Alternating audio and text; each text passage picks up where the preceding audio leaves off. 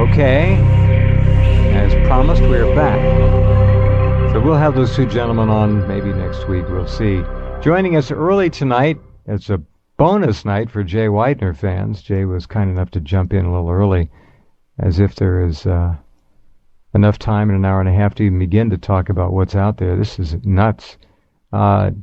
Weidner, are you there? I am. How are you, Jeff? Good, good. It's always so nice when someone answers me when I ask if they're there. Tomorrow, 11/11/11. Do you hear knees knocking out there? I'm listening. I'm not hearing any so far, thank goodness. Maybe people learned their lesson with the latest hoax, the Elenin Comet hoax. And if that wasn't enough, that one got within, 23 million miles of Earth. Then there was the real comet issue that was of some concern, YU-55, which came between the Earth and the Moon, 500,000 miles away, something like that.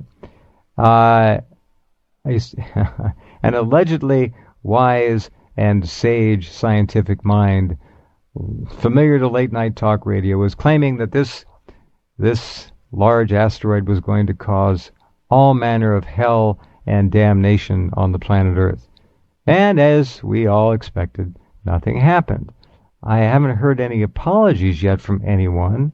No, you won't. Gosh. Also, don't forget, October 28th was, according to Carl Johann Kalaman, the end of the Mayan calendar in which the entire economic system of the world was going to collapse, and a whole new beginning was right. Well, he's up at the plate. He's strike two on him now. He just missed again last week. Yeah, and so what we're having here is what these guys are causing is what I call doom fatigue, and they're crying chicken, the sky is falling Chicken Little so much that the real doom, which is Fukushima, is still going by unnoticed while everyone is talking about nonsense like tetrahedral spaceships that come around every 13,000 years disguised as a comet, and asteroids which are going to, just disrupt the entire Earth and the Berry Center, and there's just so much of this going on and so much nonsense that it's really just time to put an end to the whole thing. There is real doom going on, and we don't need to make it up. I mean, come on.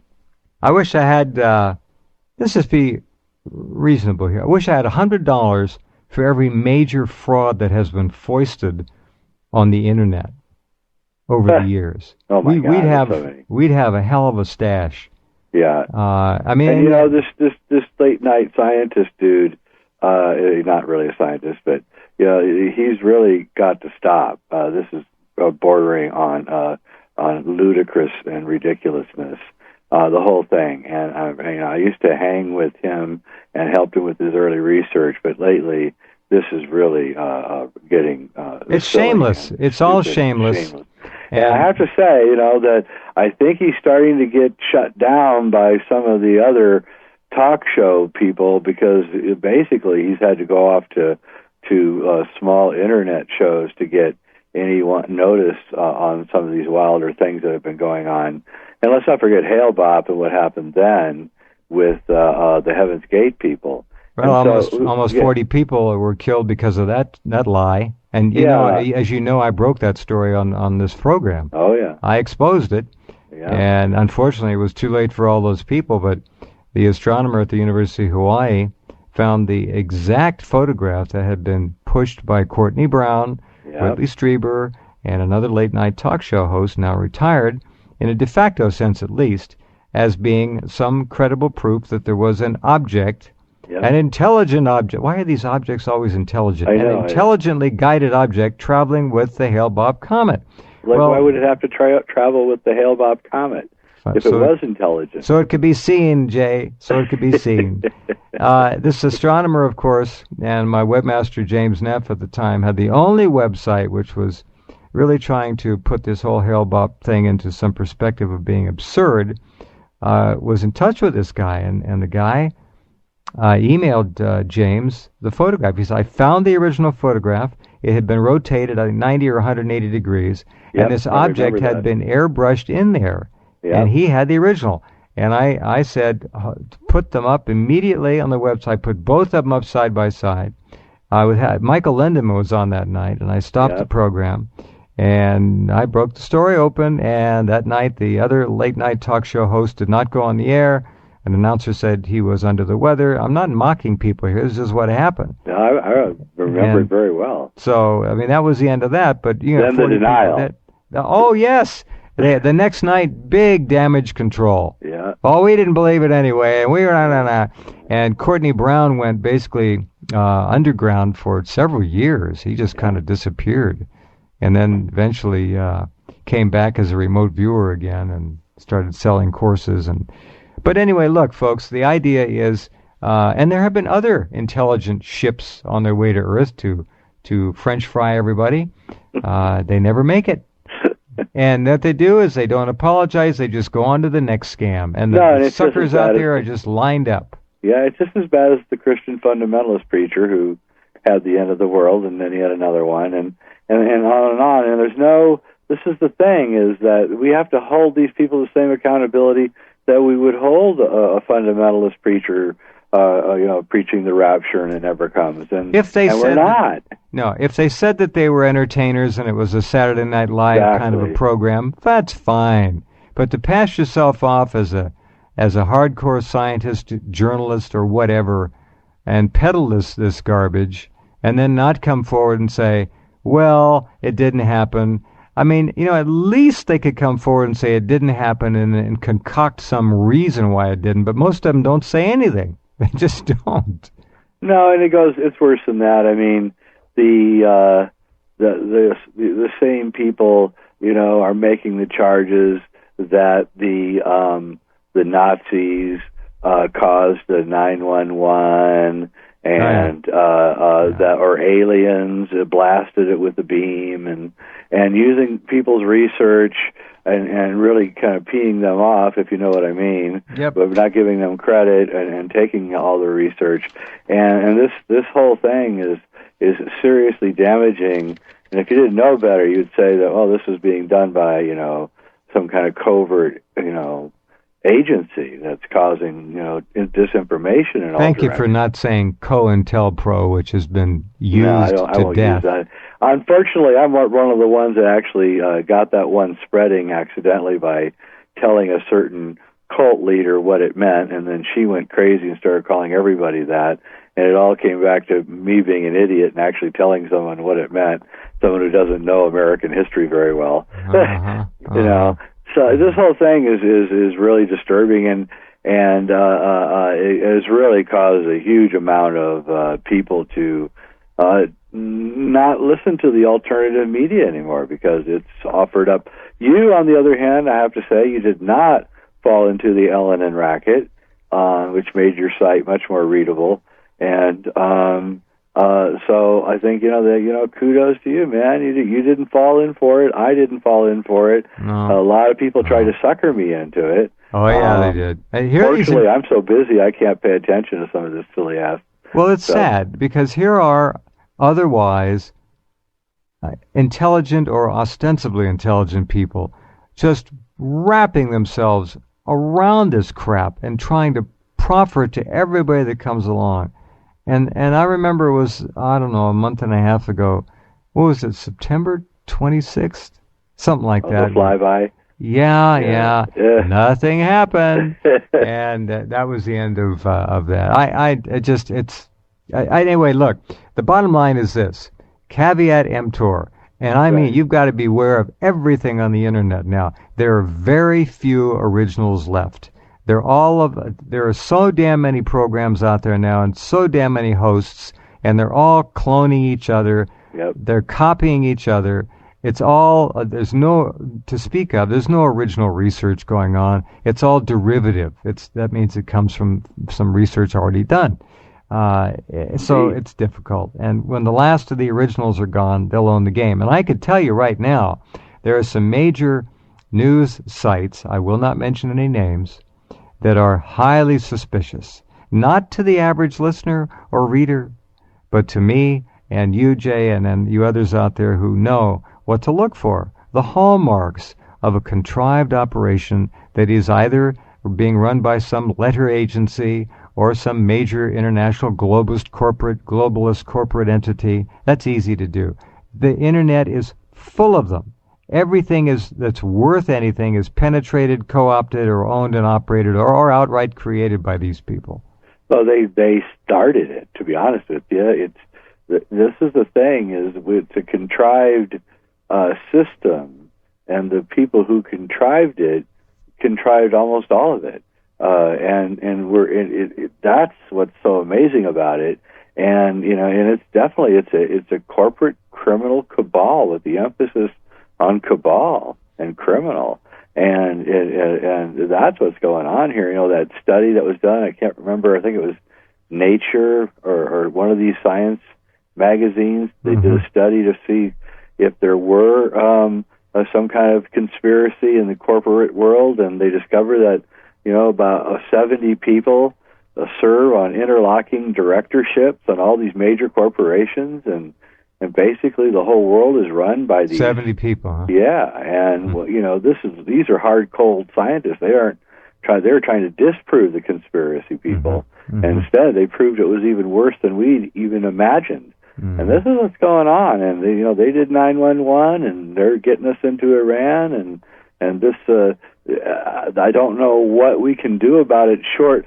And what's amazing about this corporate criminal cabal is that they're actually, in some ways, also responsible for communism, which will be the end result of this criminal activity. People will demand some kind of some kind of new society, and then they'll end up with the criminals completely in charge. So there's almost no way out if we take either of the prescribed political paths that have been laid out for us. There is no way out. I agree. Yeah. No, none. Zero. Not at all. No. It's an amazing time to be alive. But what we can do is we can just pull out of the whole thing, and that's what I think we're going to have to do. That's the only safe territory to occupy anymore. I don't want, and I know our listeners out there, Jay, mine and yours right now, and listeners to this program and the site visitors, those people are rock solid because they are still involved and they've been able to figure out what's generally real. Now, I make mistakes once in a while, but they're not intentional. What's generally real and what isn't. And they would rather know than not know, and that's my bottom line. But in many cases, they do pull back. They'll still keep their finger in it, and they'll listen in here and maybe one or two other places and check out your work and look at the stories on Rensselaer. That's all they need to do, and they've got the picture. They don't have to go. I haven't had television in my home for 22 years now, and that saved my life.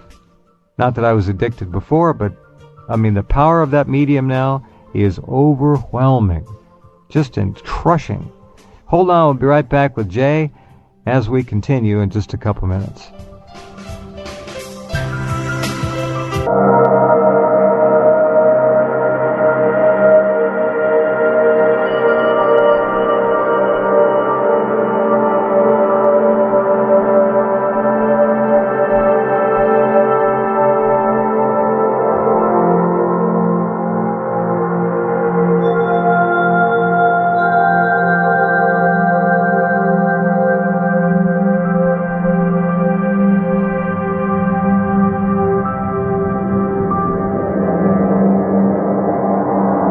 Okay, and back with Jay. We have a little extra time with Jay tonight, so I thought we'd do some kind of unusual and fun things. This weekend, I don't know. I don't have a lot of time to do things that are what most people would call recreation or fun. I'd like to go out to a movie occasionally. I have seen so few good films. They're junk, Jay. They're mostly just garbage. I don't understand how they get the money to make them. They're so bad. They can't seem to come up with any really original storylines anymore. It used to be in the golden age of Hollywood that there were around 600 films a year made. Now, those are A, B movies, and serials. 600 films a year. And let's say 600 films a year. You got 10% of those were really good, great films. you'd have 60 films a year that were really good, that you'd enjoy and you remember and you talk about. Maybe it was more than that. Now they don't make nearly that many.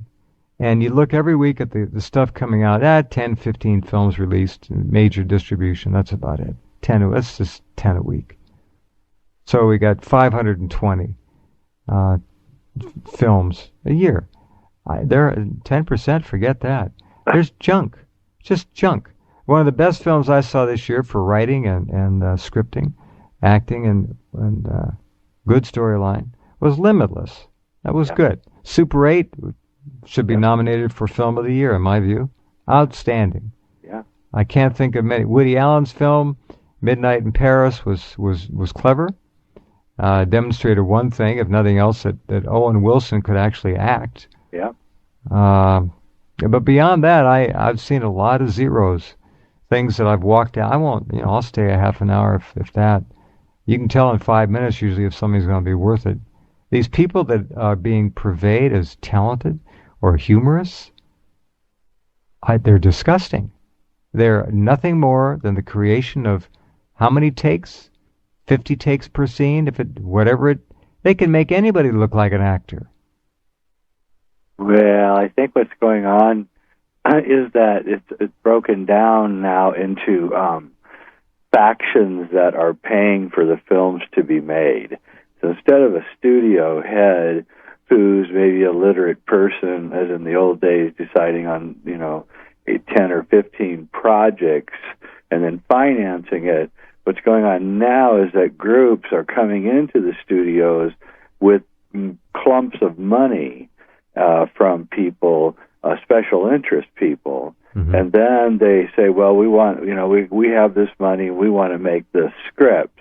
And so you have trial lawyers, you have gays, you have liberals, you have conservatives, you have religions coming forth with money to finance things. And so what you get is a less ubiquitous kind of script and more of a political propaganda, and that's becoming just more and more prevalent.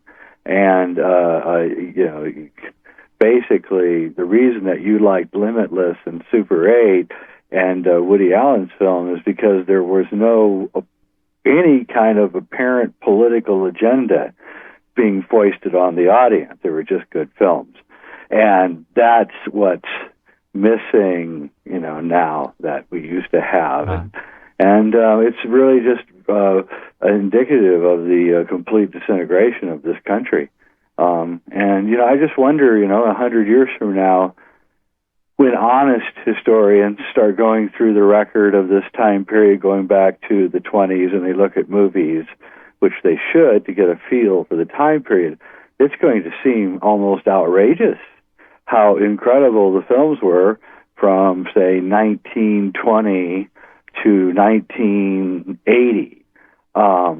And then the incredible disintegration of the art form from then on, where it just becomes special effects in search of a script. CGI and the celebration of violence and graphic death and sex. Yeah, it's almost like a takeover, an alien takeover of the movie business, where it's just sexual gratification and violence and torture porn. Yeah, and and the line between those three is becoming very thin now for a lot of people. And the other problem that's going on is that the people that run studios and run the places down in Hollywood are all under 30, which is not bad. There's nothing wrong with that, except that they're not a literate group. They did not grow up reading. They're deal makers. That's all they are. Yeah, and that's why they choose comic books, because they haven't got attention span to sit down and read a long book. A real book. No, they do. Marvel Comics. Marvel Comics makes more movies right now than anyone, and DC. And you have a better chance of getting a movie made if you write a graphic novel than if you write a regular novel. I've been approached by a graphic novel company, actually considering that maybe I should go that way, because at least I'll get somebody to read my stuff. And this is the thing that's going on. It's going on everywhere. But that's good news for people like me, because we can break. If you can tell a story in a good way and with good acting, you can live far away from the hell of L.A. and possibly even survive in the world of filmmaking today, whereas you couldn't 10 years ago. You had to be in the system. And that's a nice thing for independent filmmakers. Limitless was done by Neil Berger, who is a great filmmaker, did The Illusionist. He's a young guy, and he's just really... Oh, he did The Illusionist. Yes, wow. And he also did Interview with an Assassin, which was a great pseudo-documentary about an interview with the Kennedy assassination guy, which is really well worth watching, especially if you're a JFK assassination aficionado.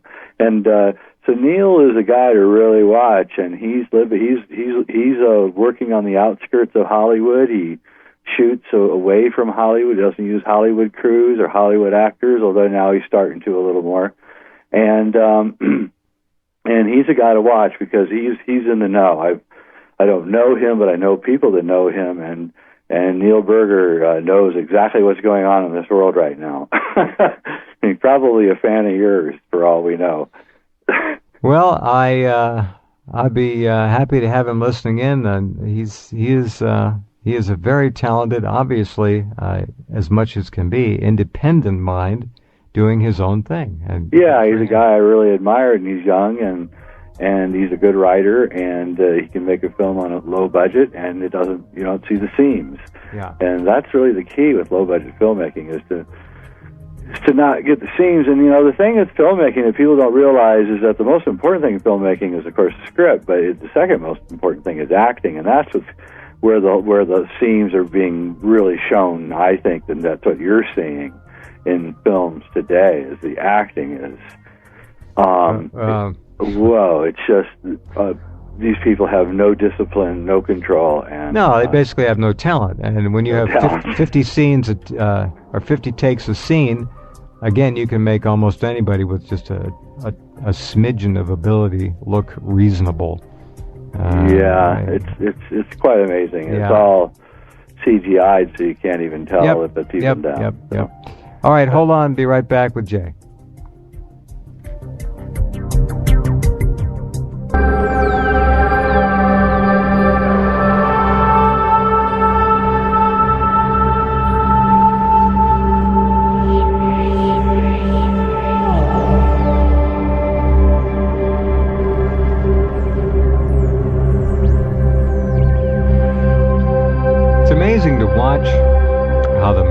And I'm talking about, I guess in a way, the worldwide masses now, but certainly the masses here and in Europe. And when you watch the internet, you can understand why.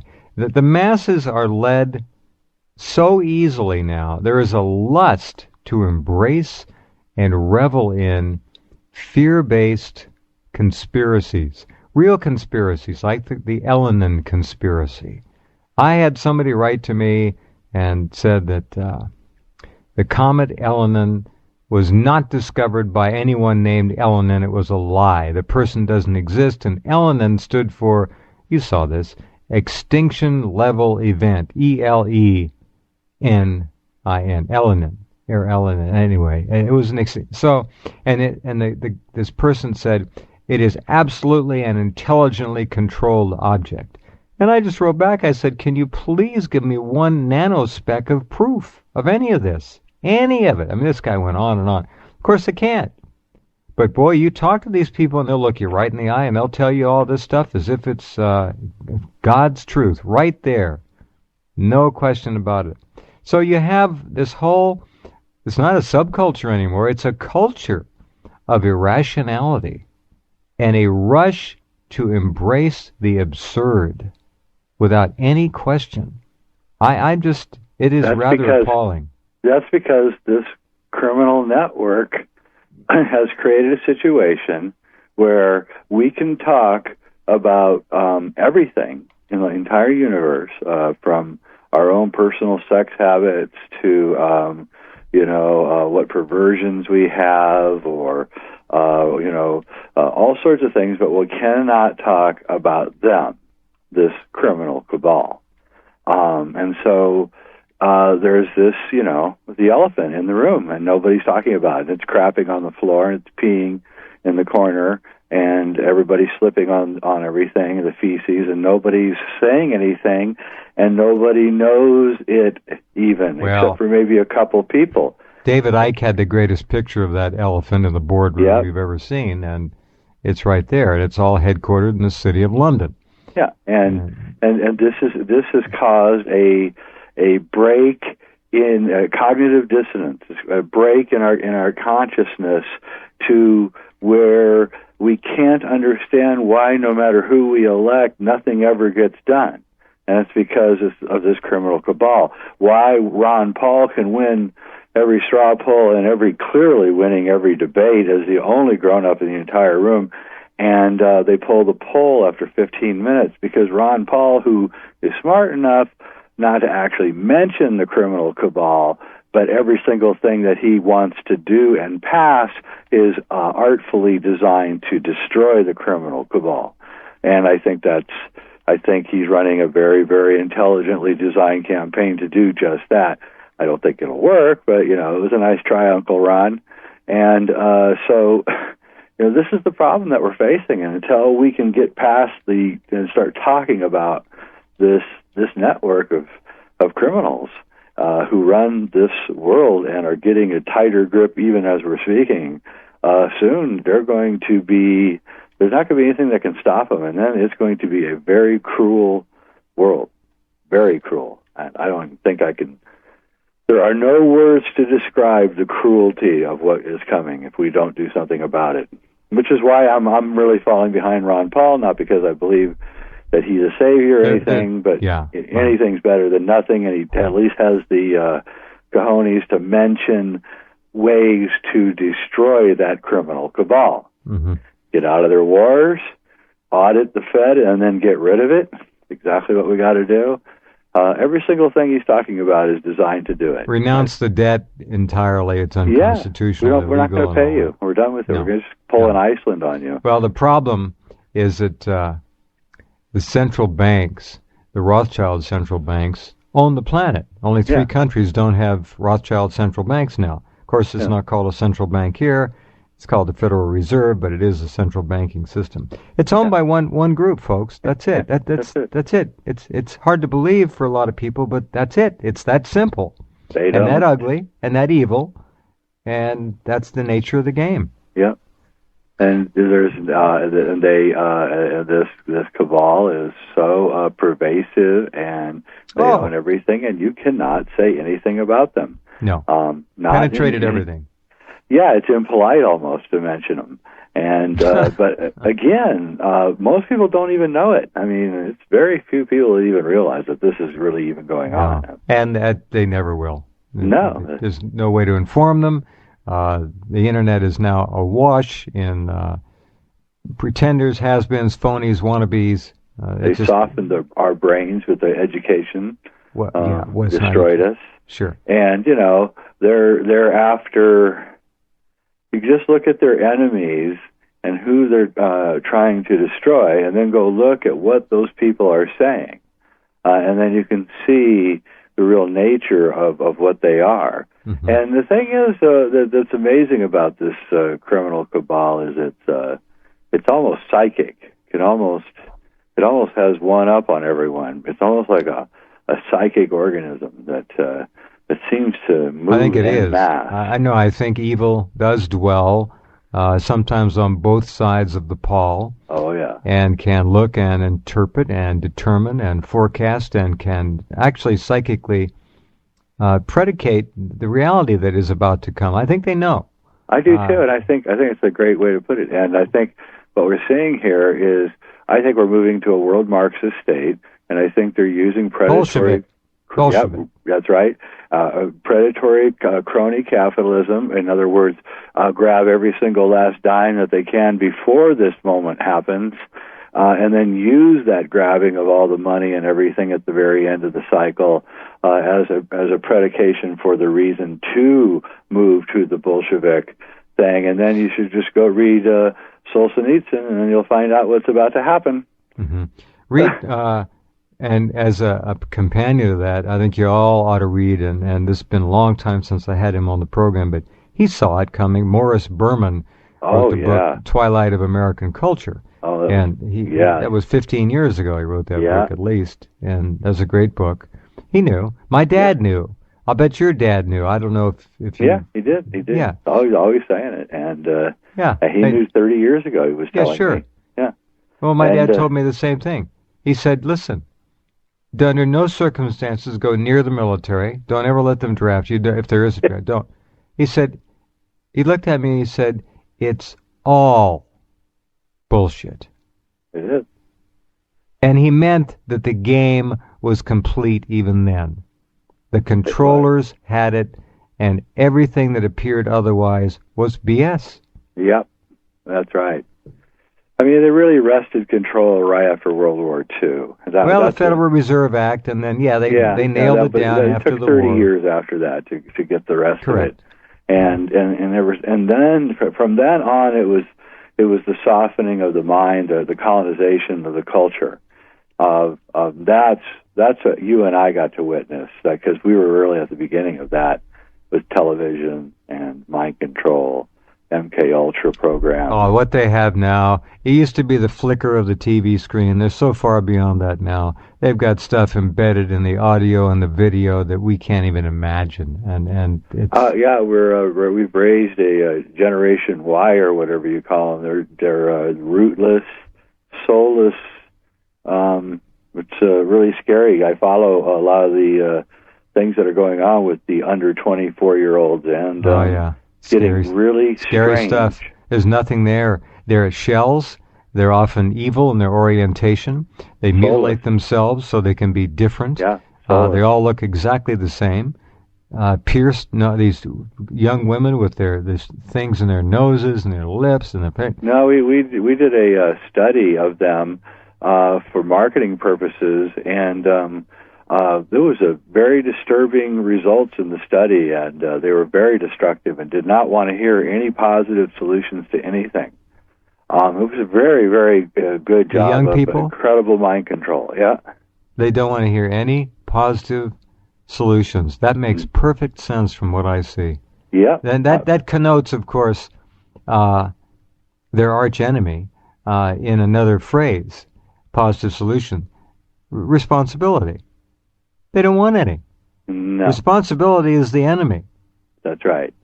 And that's been set up by the Bolshevik teacher system, the education system. Commissar. It's all perfect. You can see it just all happening. It's coming any day, I'd say. I don't know when, but soon. And I think Obama is doing it on purpose. I know for certain that if you want to get on disability, folks, this is the time to apply, because I guess they're just accepting everybody.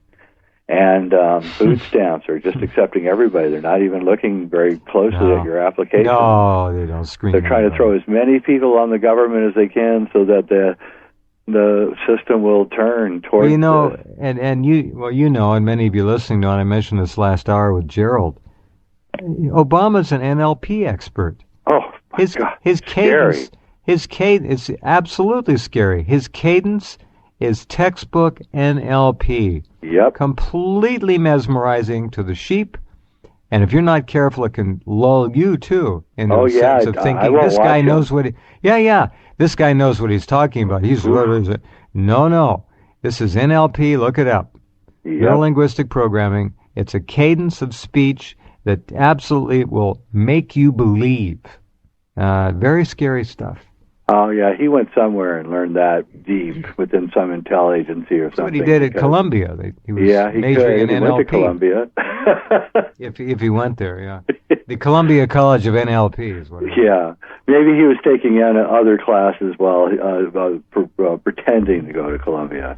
More important classes, like, national security. Somebody just wrote and said, did I really say the word bull, S-H-I-T, and I did not say that word. In place of the I, it was S-H-I asterisk T. If you listen carefully, I pronounced the asterisk very clearly. Yeah. Thank you. You're allowed to do that. We will be back with more in just a few minutes.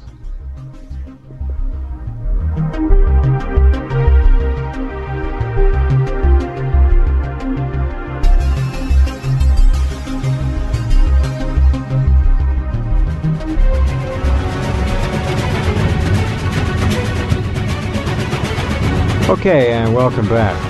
Jay Weidner is with us tonight, talking about all kinds of different things.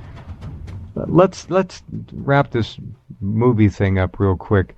When you go to a theater and you see the trailers of coming films, and the trailers turn out to be better than the films, often you know there's something wrong, and that happens. I've seen movies that are absolutely worse than the trailers.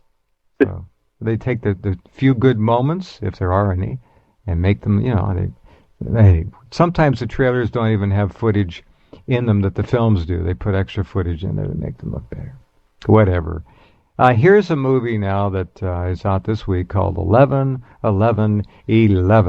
Oh, really? And, of course, I'm sure it'll be a turkey. But just to give you an idea, if you remember when you were a kid, folks, when you went to see a movie and there would be previews. They didn't call them trailers then. They call them previews. And there would be some symphonic music or orchestral music or something. But now it's just beyond surround sound. Everything is just tremendously powerful vibrations, and I don't know.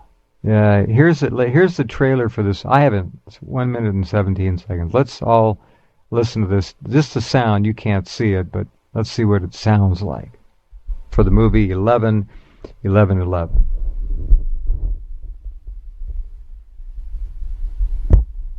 All right, here we go.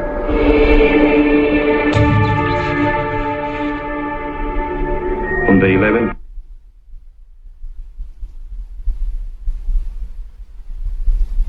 day of the 11th month of the 11th year, a gateway will open, and with it comes beings unlike mortal eyes have seen.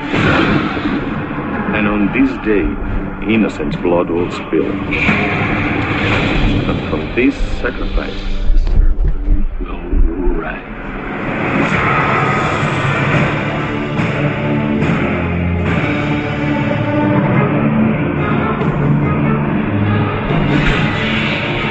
The Bible warns about divination, interpreting random acts as messages from God. If something is trying to get your attention, it's not holy. So you do believe in demons, eh? I believe in God, and with that comes belief in the devil.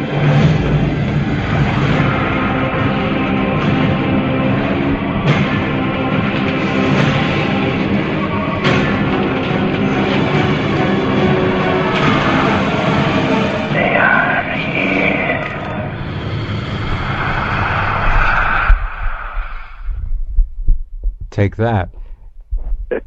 Now, if you'd seen that in, let's say, 1960, it'd be pretty powerful stuff. But now every preview is like that, essentially.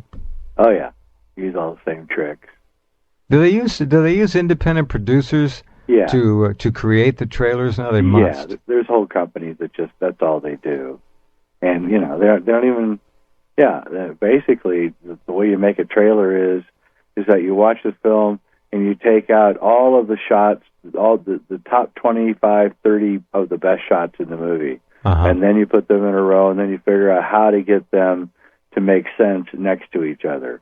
And then when you've done that, you add in your crazy sound effects and grab all the best music, and then put in your FM voice narration guy.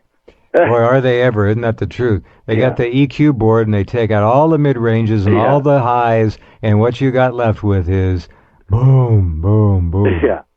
And basically every time you make an unexpected cut or a cut that really doesn't make sense, you put in a whooshing sound.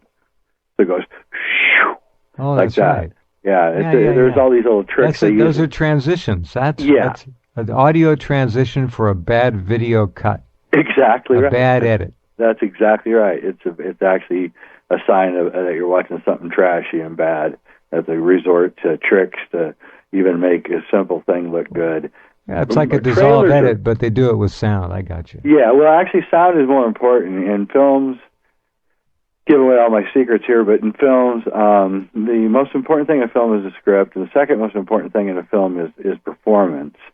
and Hollywood should listen to me. The third most important thing in a movie is actually sound, and the fourth most important thing is what you're seeing. So one of the things that I think you probably find irritating because you're a radio guy is that they're not telling the story through sound. They're just using sound to create huge amounts of noise. Exactly. And the sound is so effective in telling a story that so if you can hear the movie, like an old radio show, then it really doesn't matter. You could have really crappy visuals to watch, but you'd still watch it. That's what's funny about it. And so, but so if you can add the good stuff and make it look good after you've made sure you've told the story that's interesting, then you're talking about a good movie. And that's where everybody fails. And it's really hard to make film. I'm finishing up my film, Shasta, and right now it's taken me a year and a half, and it's just about killed me. It's just really a hard thing to do, and the learning curve is steep. How are you going to beat the distributors at their game? Well, I have my own distribution company worldwide, so if I fail, and they, and I probably will, we're dealing with them because I think they're not going to like the subject matter of the film, because it's a bit touchy for Hollywood types. So I'm going to resort to doing it myself and making the money back through my own distribution system, right? Which is the whole purpose of what I've been doing for the last 10 years anyway. That's your backstop. Good for you. Yeah, I can't rely on them. I learned a long time ago, living and working in Hollywood, that there's a hierarchy and you cannot say certain things. And I don't want to be in that kind of position. And so I'm sure they're going to ask me to edit if they want it, and I won't do it. So, there's certain things that just have to stay. And so we'll see. We'll see how it goes. I really don't care. I'm just trying to get the movie out at this point. You sound like a man of principle. How unusual. Well, I think the thing is that if you get in bed with alligators, you're going to get bit, and that's the problem. Well, you get better to be worse poor. Than bitten. Oh yeah. Oh, you got, of course. You give up your ethics. You might as well just retire. Yeah. And besides, you sell your soul. These guys are really more pernicious than we could ever believe, and more pervasive than I think any of us, including you or David Icke or any of us, really thought, even like 5 years ago. It's much worse. Much worse. You know what else is much worse? This whole, well, you know this, we got the Penn State scandal, all right? Look, folks, this is just one of many, many scores, hundreds of similar. Yeah. It's the tip of the iceberg. And they're all related.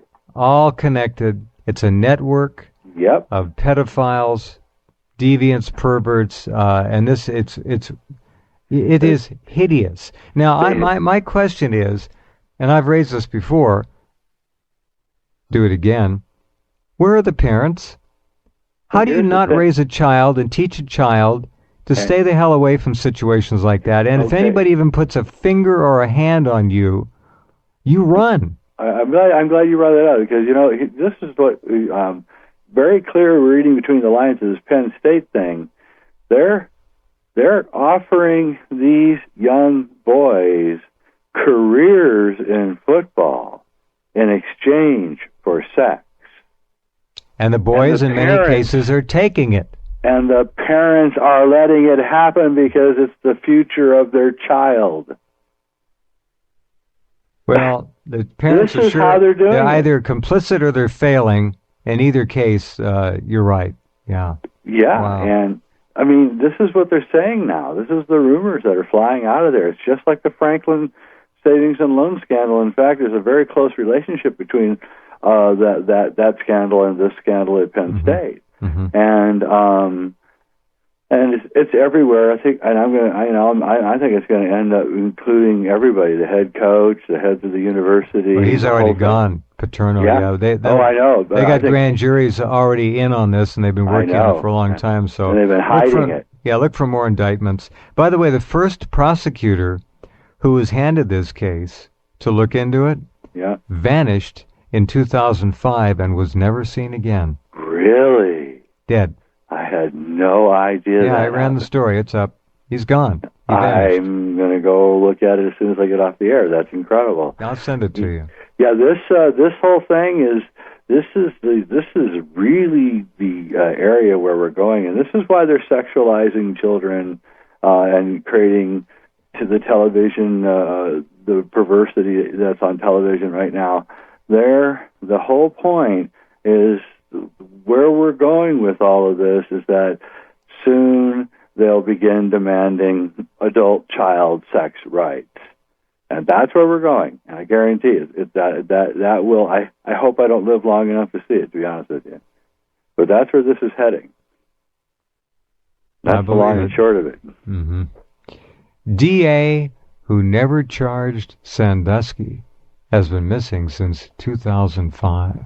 Oh, my God. Why didn't Center County District Attorney Ray Greiser prosecute Jerry Sandusky the first time he was accused in 1996? Make that 1998. We may never know, as Greiser disappeared in 2005. Gone. Yeah, you die, you screw up. You mess around, you push the wrong people, you look in the wrong places, you're toast. Yeah, I think when you get into this thing and you find it and you realize that there's no other answer except that it's a huge, almost international network, right. And that becomes apparent just by scratching the surface of these scandals. Yep. That's when you get in real trouble. And the guy probably wasn't packing, and paid for it, because once you get into this, man, woof, it is serious. And the thing is, it's in football. That's important. We should talk about that when we come back. All right, we will. Hang on. Talking with Jay, and we'll continue with all of you wonderful people in just a couple minutes.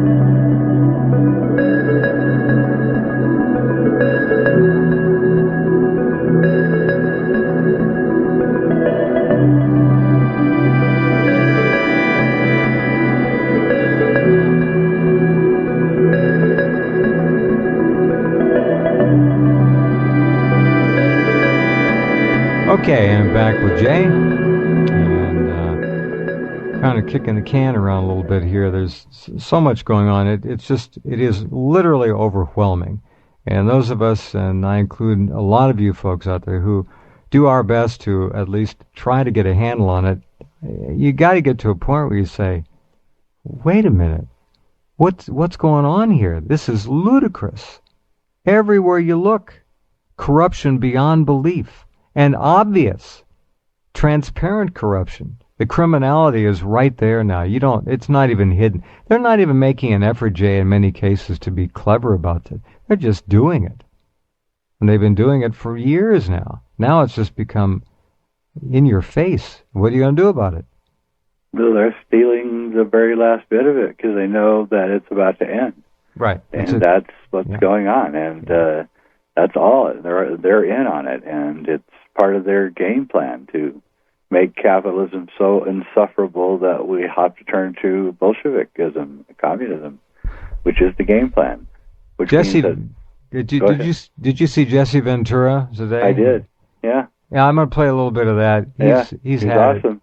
It. Yeah, he's I think never been better, frankly. Yeah. Here's a little bit of Jesse today on the fascist states of America. Here's the only place at the airport where massive people now are, waiting to go through the lines. If I were a terrorist and was inclined to be a suicide bomber, I would simply go out and get in line and wait until I got right up there. You can have 300 people all conglomerated around you. How come the workers at the airport are not subjected to the same type of thing? It's a fraud. And they're cowards.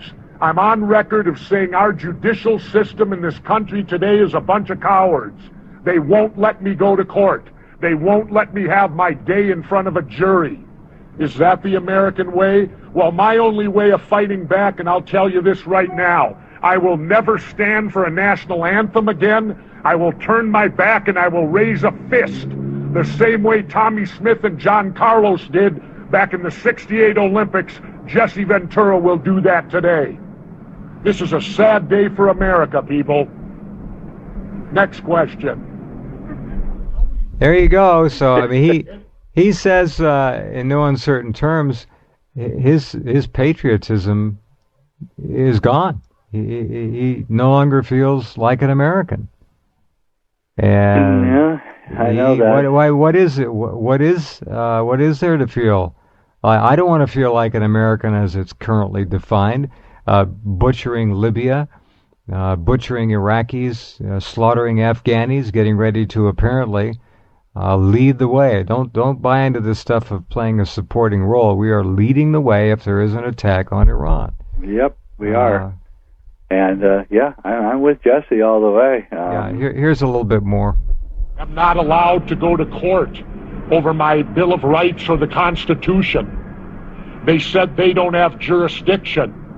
Well, my question is, if the federal courts don't have jurisdiction over a constitutional question, then who the hell does? Who the hell does then? I believe that they're cowards. I believe they've got a yellow streak. They're avoiding lawsuits over our constitutional rights because they know if I go to court and I'm given a jury, I will win, and that'll open up Pandora's box, won't it? So it's simpler for the government to simply deny us our constitutional rights and deny us our day in court. I will tell you this, I have lost my patriotism. It's gone. And I say that with a deep heart, because I never thought that Jesse Ventura would say that he has no more patriotism left.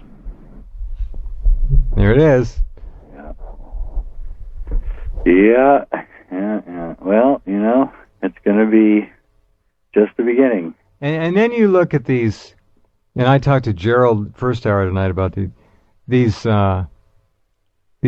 stick men and women who are running for the presidency. My goodness, how absurd! With Ron Paul accepted, of course. No, it's incredible. In fact, you can actually see the soulless nature of them. When Ron Paul speaks, they look at him like they can't understand what he's talking about. It's like he's a different kind of creature. It is. It's incredible. He's a human being, and they are. He's a regular guy. They are soulless automatons, and all of them. You saw the Ricky Perry today. He lost his way. You saw that, right? Yeah, it's always nice though to see a psychopath go down. So I'm not going to cry. Oh no, my God! You cheered. Yeah. I mean, he was on. I had him a week and a half ago on a clip, and he was obviously had been hitting the sauce, shall we say? And so probably his brain cells are just fading away. No, I think he might have been hitting it in the debate to loosen himself up for the debate. That's what it looked like to me. Yeah. It looked like he had maybe had a couple. Didn't I mean, when you make that, I could play. I'll play it one more time because it is a classic. It is. It's a minor classic. We'll play that and continue our conversation with Jay. More pictures of strange things on Mars. John Leonard Walson contacted me, and he's back and sent me some new videos, which I put up at Rense.com. He's the man, of course, who imaged all of those very strange things in orbit, Earth orbit, that look like stars. But with his camera hooked up to his, I guess he has a 6-inch scope. I'm not sure how big it is. He was able to resolve, through some kind of an optical trick, resolve these things, bring them into resolution, and they aren't stars at all. They're machines, and they look nothing like satellites. Nothing. So he's back. An interesting man. Back in a minute with Jay.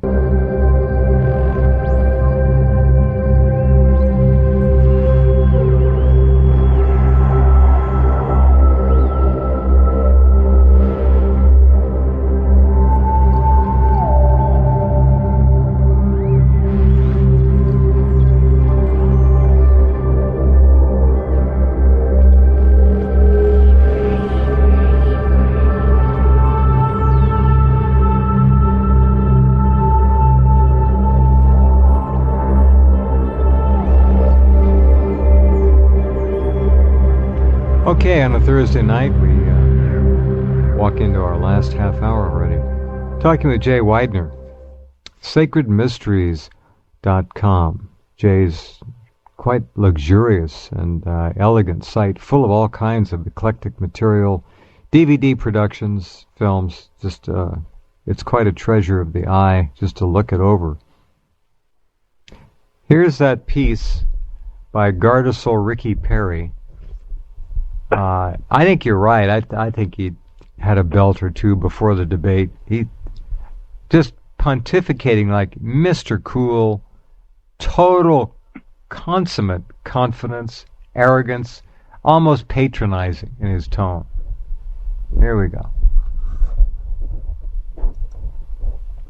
And I will tell you, it's 3 agencies of government when I get there that are gone. Commerce, education, and the, what's the third one there? Let's see. You need 5. Oh, 5, okay. So commerce, education, and the EPA? EPA, there you go. No, okay. Let's talk deposition. Seriously?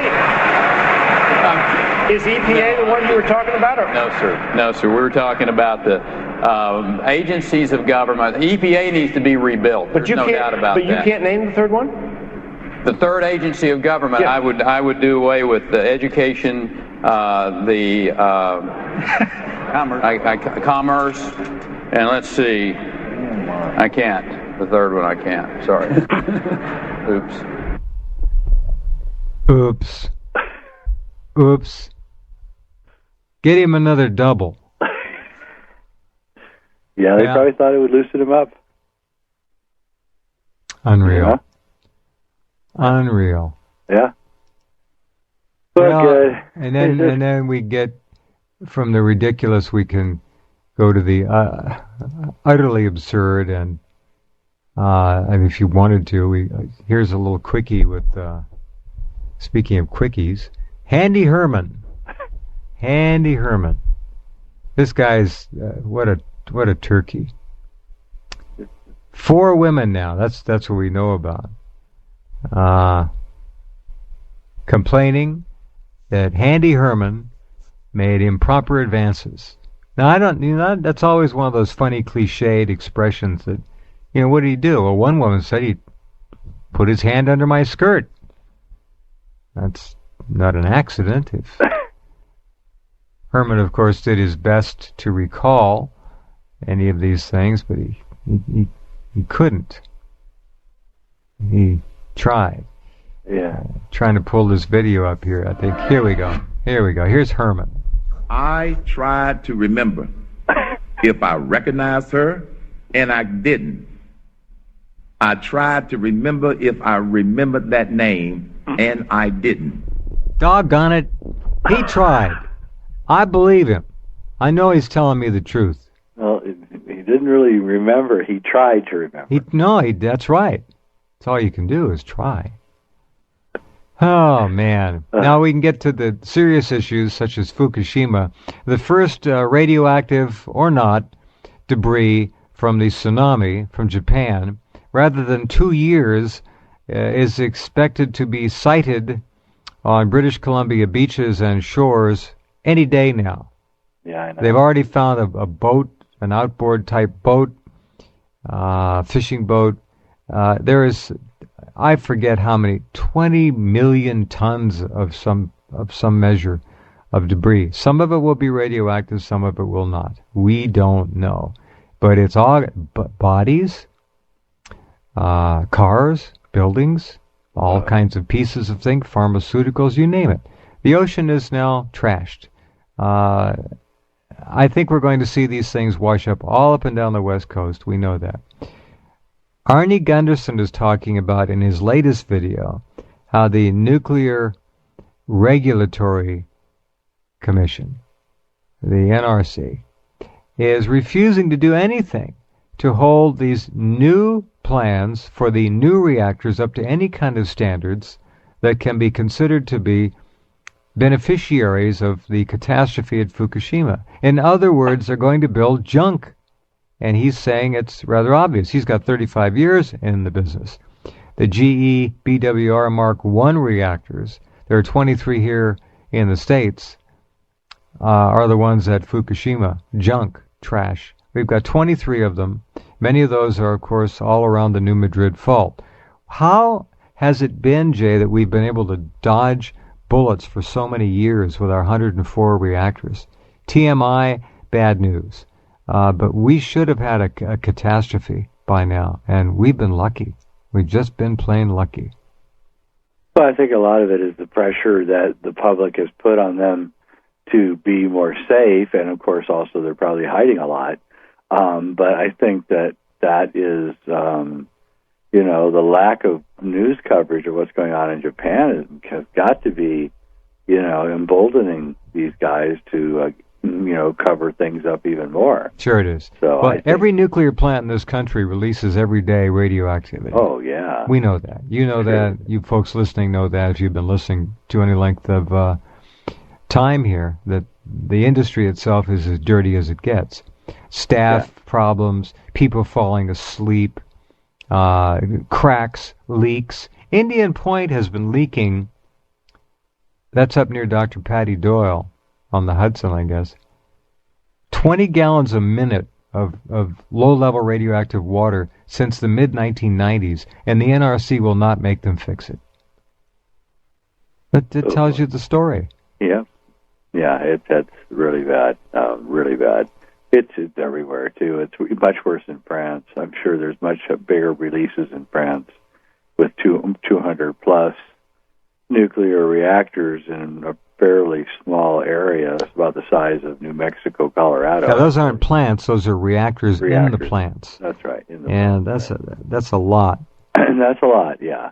Oh, come on, we're just one minor disaster. We're one solar flare away from all those plants shutting down. I mean, that's what will happen. Everything that's running electrically, right, of course, will be destroyed by a massive CME. Well, or an EMP will wipe out their computer control systems, and goodbye. It's that simple. That's one reason why EMPs are not frontline battlefield weapons, because everybody's got nuclear reactors, and they know if somebody uses one, their opponents will use one, and there'll be Chernobyls all over the place. That's right.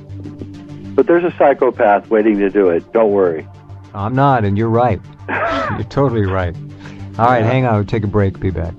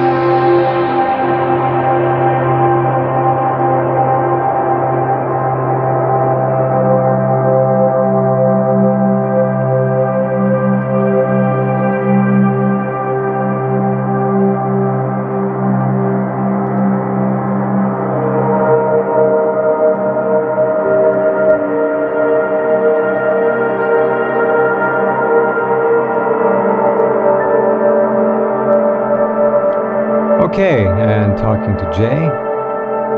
What do you want to talk about? Well, let's see. There's a lot to talk about. I think what we're going to see here in the election is they're definitely pushing Romney to run against Obama. Mittens Romney, as Gerald said. Mittens, that's cute. Yeah, Mitten Romney.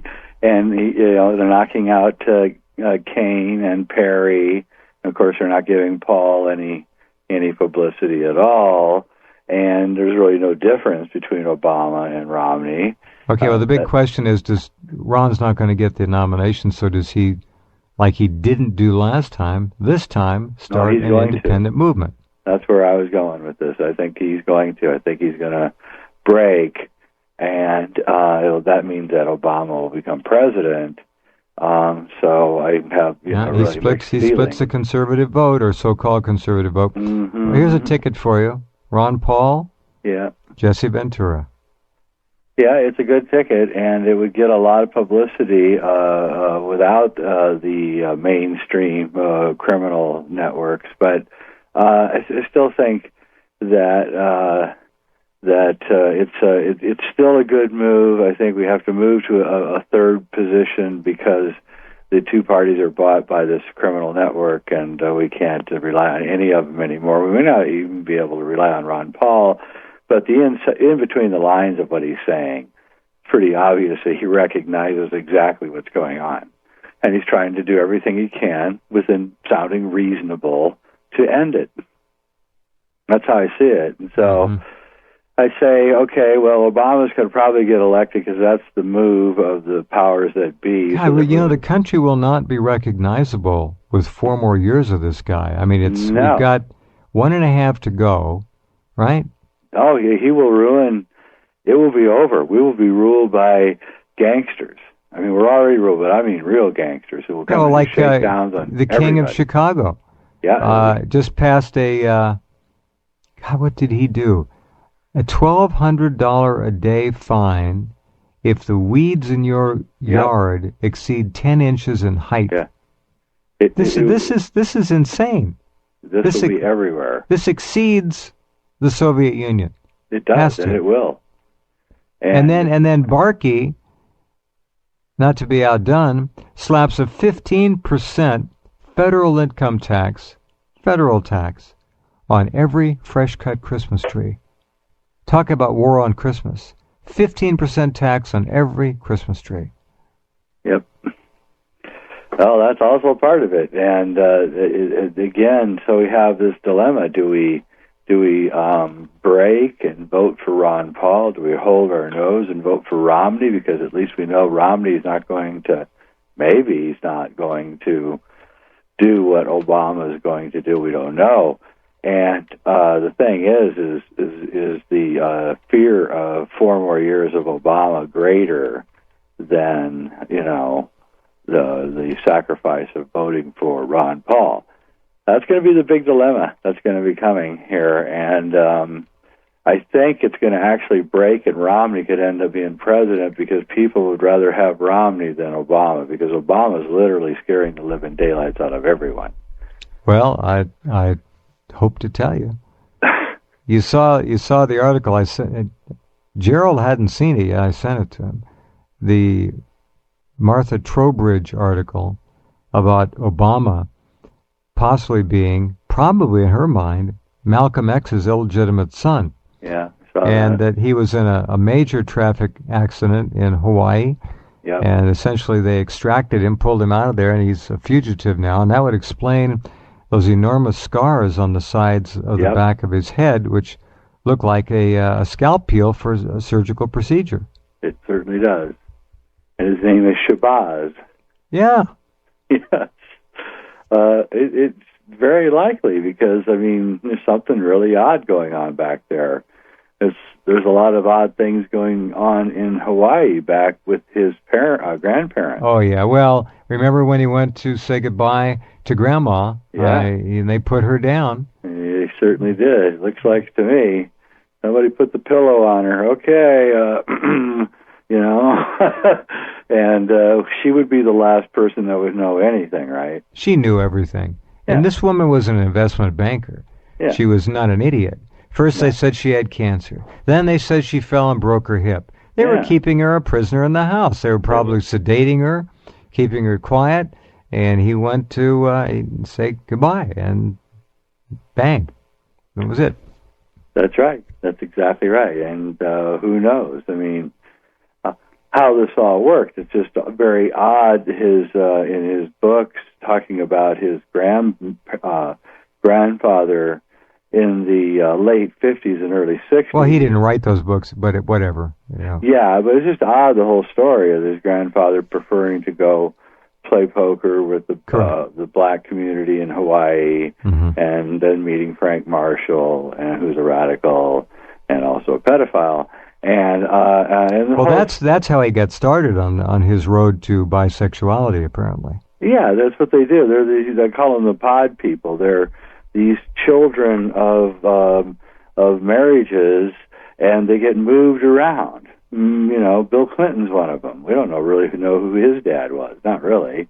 And you watch these guys. Gerald Ford. His real name is Leslie King Jr. And his dad. He's also a person who didn't have a dad. And you start adding up the number of presidents: Gerald Ford, Bill Clinton, Obama.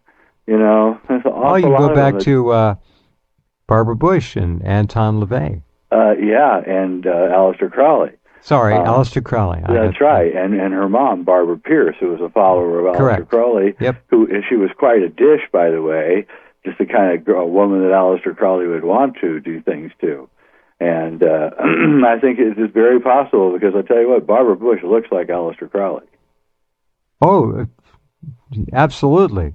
If there was ever someone who had that kind of... I mean, this gets really juicy, man, because then you have Jack Parsons, who helped start JPL and NASA, who's a student of Aleister Crowley, and he's running around with L. Ron Hubbard, who's naval intelligence and starts Scientology. They're hanging out with this woman named Marjorie Cameron, who's about the freakiest looking woman I've ever seen. Looks like some kind of alien. And you begin going into all of this stuff, and you realize that there's the cult network underneath all of these organizations. And, who knew about all this and was killed? Oh, well, that's a stupid question. There've been many. I mean, let's not forget to mention Dr. David Kelly, most recent obvious assassinated man who was coming forward to tell the truth, or too much of the truth. Then we got William Colby, the former director of the CIA, for goodness sakes. But all kinds of people just snuffed, gone. Well, when you mentioned, if you mentioned this international, if you can mention the international pedophile ring, but if you actually begin snooping into it, you'll end up just like William Colby. You go out on a boat and never return. And in the middle of a rainstorm in his pajamas.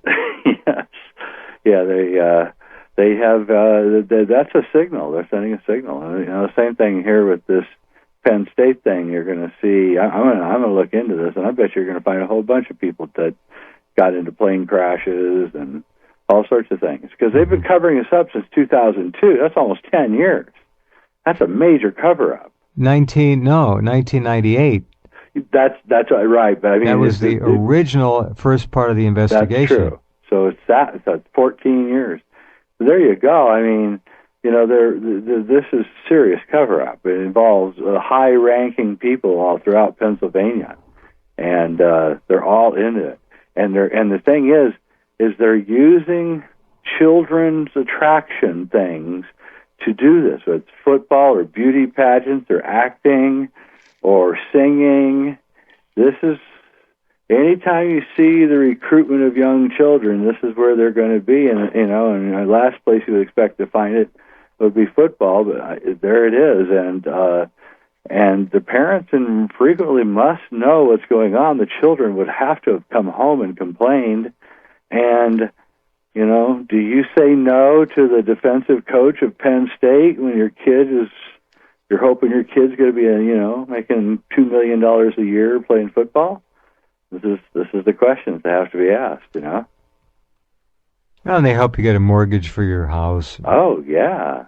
The number of perks that you just add up. Get a brand new car every year when you're in college. And so, so now that means that it's pervasive into every single thing that there is. And that means that it's a network, an interlinking network, running children back and forth. And that's really scary stuff.